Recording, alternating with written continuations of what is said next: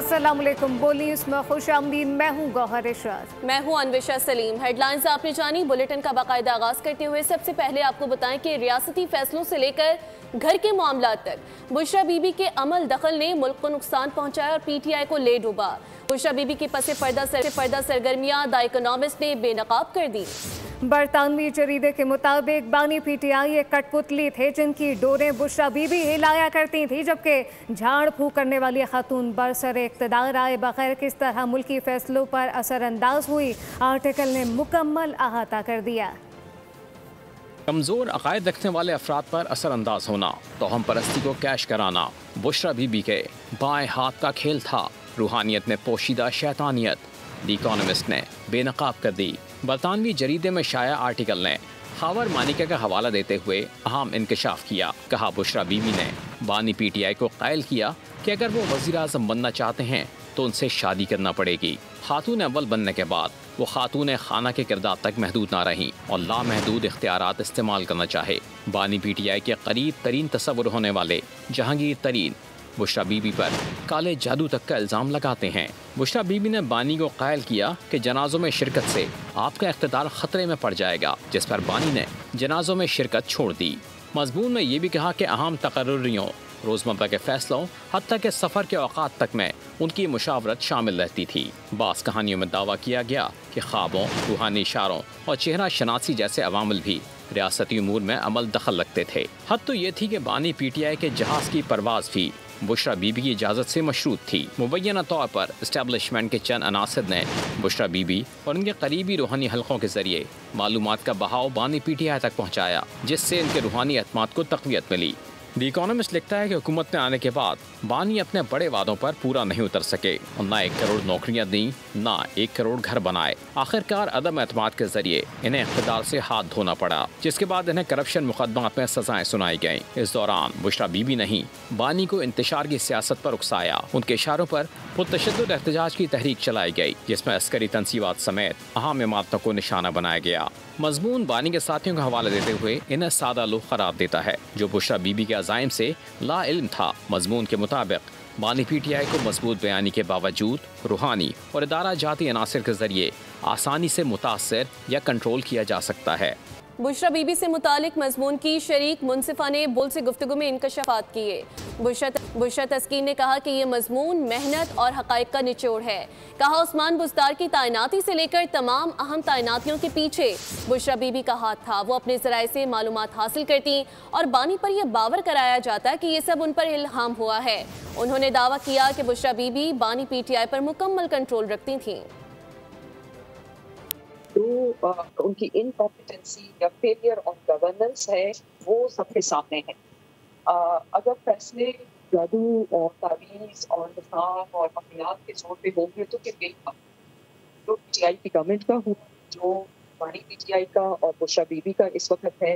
Where they ended up at end of the day, मेरा ख्याल है इससे ज़्यादा और बड़ी मिसाल, मतलब वो अपनी मिसाल आप, there were a certain operation जिसके ज़रिए से बुशरा बीबी को इनडायरेक्टली मालूमात वहाँ पहुँचाई जाए और उसके बाद उन मालूमात के जरिए इमरान खान के दिमाग में ये चीज़ इंटीग्रेट की जाती कि वो बहुत पहुँची हुई है और वो आने वाले वक्त के बारे में एडवांस में खान साहब को बता दिया करती थी, और जब वो चीज़ हो जाती थी तो खान साहब का एतमाद उनके ऊपर पहले से ज़्यादा पुख्ता होता चला जाता। जी बिल्कुल, पोस्टिंग ट्रांसफर से लेके बुज़दार साहब जो कि इतने बड़े सूबे के चीफ एग्जीक्यूटिव लगाए गए और वहाँ पे अफसरान की और पॉलिटिशियंस को जिस तरह से पोर्टफोलियोज और वज़ारतें बांटी गई, तो ये सारा बुशरा बीबी के अपने उसके ऊपर होता था। खान साहब का आना जाना, उठना बैठना, खाना पीना, ऑफिस किस वक्त जाना है, आज यहाँ पे नहीं जाना, आज फलां जगह पे नहीं जाना, जहाज किस वक्त उड़ेगा, ये तमाम बातें जो हैं ये बुशरा बीबी के ऑर्डर से ही होती थी। वफाकी वज़ीर इत्तलात अताउल्लाह तारर कहते हैं दी इकोनॉमिस्ट की रिपोर्ट ने बानी पीटीआई की हकीकत दुनिया के सामने रख दी है।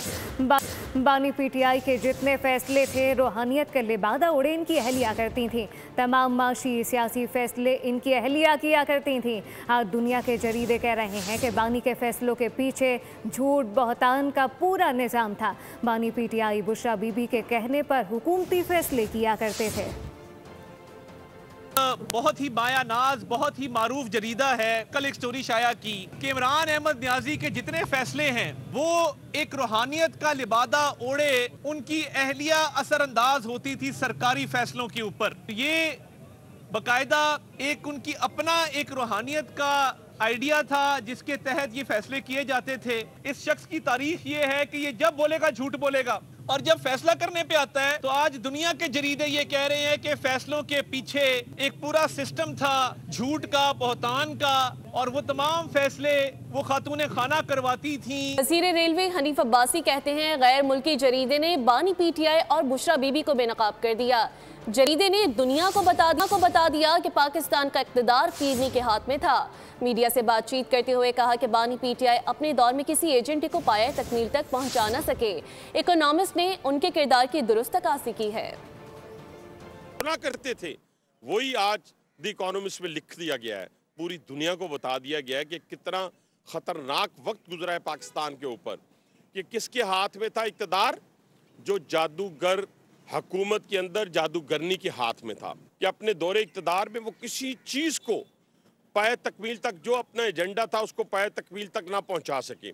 और फिर इसी तरीके से उनकी जो ज़ाती ज़िंदगी है उसके ऊपर अंदर जो उतार और चढ़ाव आता रहा, और आखिरकार उन्हें भी एक जैली पीरनी मिल गई और एक ऐसी खातून मुयस्सर आ गई जो पहले तो रूहानी पेशवा बनी, और खुदा के लिए कभी दुनिया के अंदर और ख़ास तौर पे इस बरसगीर के अंदर आपने देखा होगा कि किसी रूहानी पेशवा के घर में नकबज़नी की जाए। हम मुल्की फैसले बुशरा बीबी के ख्वाबों और ख्यालों के मुताबिक हुए, ये इंकशाफ पवन चौधरी की जानिब से सामने आया। मासी में बानी पीटीआई के करीबी साथी ने कहा कि बानी की तकरीब हलबरदारी में इन्हें शिरकत ना करने की हिदायत की गई, जिसकी वजह बुशरा बीबी का ख्वाब था।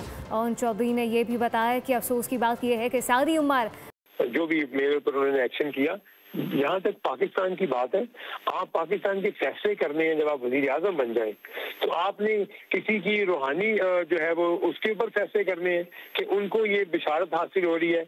उन्होंने अमल निकाला है और उस अमल में ये आया कि इसको वज़ीर लगा दिया जाए। आप लोगों को मजाक बना दिया। आपने 12 करोड़ की आवाम के सूबे का वज़ीर आला उसको मुंतखब किया जिसको एक लफ्ज नहीं आता था कि आप उस एडमिनिस्ट्रेशन क्या होती है, कैसे सूबा चलाया जाता है। सिर्फ इसलिए उसका फैसला हुआ क्योंकि उन्होंने कहा कि मुझे ये इल्हाम हुआ है, मेरे अमल ने ये साबित बताया है कि जी इसको वज़ीर लगाया जाए। मेरे अमल में ये आया है क्योंकि वो जमील गुजर और फरा गोगी का बंदा था, वो पीछे बैठ के सूबा चला रहे थे। आज पैसे कमाए, इस मुल्क को लूटा और इस मुल्क से फरार हो गए। कौन है उनके फैसिलिटेटर? क्यों नहीं पकड़ी गई फरा गोगी? क्यों नहीं पकड़ा गया जमील गुजर? पाकिस्तान से कैसे भाग गए वो लोग जो इस मुल्क का वो बीबी का नाम लेके इस मुल्क से पैसे लेते थे?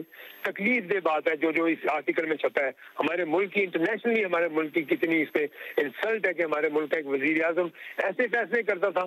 अवाम की तकदीरों के फैसले अमलियात पर नहीं होते, अवाम की तकदीरों के फैसले मेरिट पे होते हैं। आपने सारी जिंदगी मेरिट की बात की, आपने तो हिपोक्रेसी की, आपने लोगों को गुमराह किया। कौन सा मेरिट था जिसपे आपने कहा? आपने पीछे से बैग लिया, आगे से आपने फैसला सुना दिया। ये है घिनौना मजाक इस मुल्क के साथ। ये है अल्लाह ताला ये सामने लेके आता है आपकी नीयतों को। वज़ीर इत्तलात पंजाब असमा बुखारी ने कहा कि आलमी जरीदे की बुशरा बीबी से मुतालिक रिपोर्ट 100% दुरुस्त और हक़ाइक़ पर मबनी है।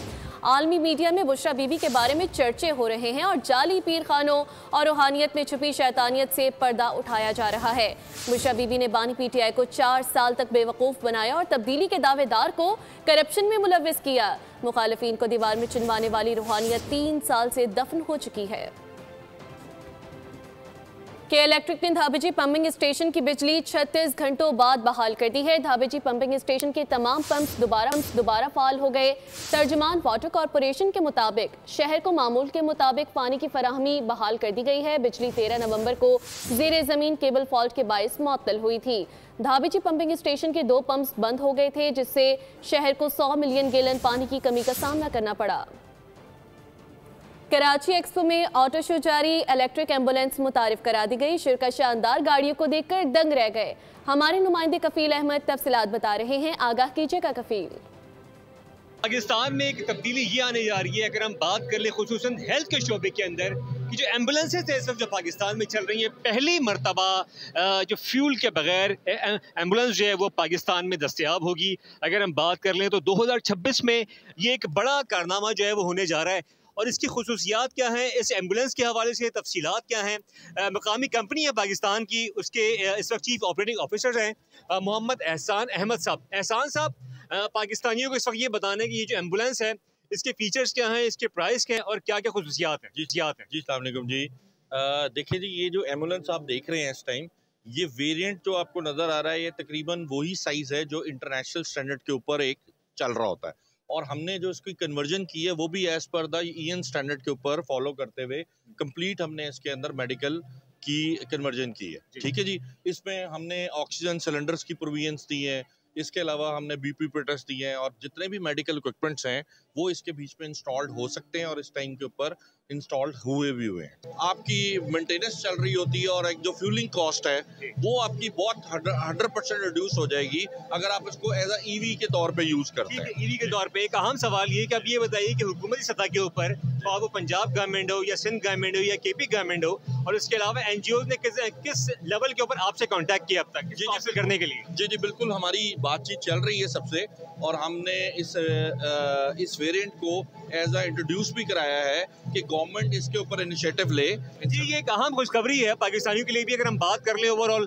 तो ये बिना फ्यूल, अब जो क्योंकि आगे जो ग्रेजुअली वक्त बढ़ता जा रहा है तो पाकिस्तान में एक बड़ा फ्यूल का मसला है, तो उसकी बचत के लिए ये एक एम्बुलेंस जो है अब होगी।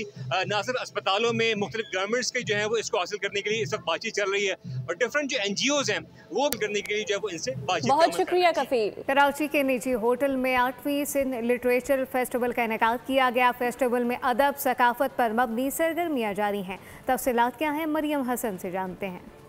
8वें अदबी सिंधी फेस्टिवल का इनेकाद जो है वो हो चुका है। 2 रोज़ा फेस्टिवल मुकामी होटल में मुनक़िद किया गया है, जहाँ पर सिंधी अदब, सिंधी कल्चर, सिंधी सकाफ़त समेत सिंधी गुलकारी और दीगर चीज़ों को जो है वो प्रमोट किया जाएगा। एक बड़ी तादाद है सिंध से ताल्लुक़ रखने वाले अफराद की, जो कि अंदरून सिंध से भी जो है यहाँ पर शरीक हुए हैं। मुख्तलिफ़ किस्म के अदीब, शायर समेत जो है दीगर लोग जो हैं वो यहाँ पर शरीक हुए हैं, ताकि इस सकाफ़त को, अदब को जो है वो सिंधी सकाफ़त को प्रमोट किया जा सके।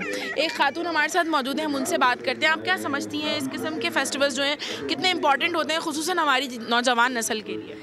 मेरे ख्याल में तो इस किस्म के फेस्टिवल्स हर ज़िले में, हर पाकिस्तानी लेवल पे, चाहे इंटरनेशनल लेवल पे, हमारे ये वाले फेस्टिवल्स होना बहुत ज़रूरी है, क्योंकि हमारी जो यंग जनरेशन है, जो IT के दौर की जनरेशन है, जो कंप्यूटर के दौर की जनरेशन है, उस जनरेशन का इस फेस्टिवल्स के थ्रू ही अपनी कल्चर, अपनी ज़बान, अपनी आइडेंटिटी से जो है वाक़फ़ियत होती है।